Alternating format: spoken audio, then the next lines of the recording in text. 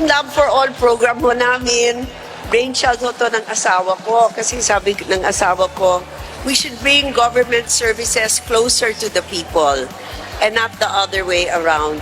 Thank you very much for giving us a chance to be of service to you. Daghang salamat ho. Sama-sama tayo, babangon muli para sa bagong Pilipinas.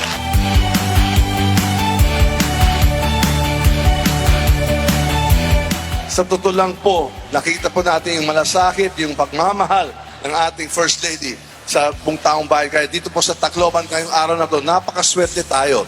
Kaya hindi lang libreng konsultasyon, hindi lang treatment po, hindi lang gamot, lahat po yung laboratory test ay libre. At siya mismo ang nagdadala lahat ng mga ahensya, lahat ng mga departamento dito.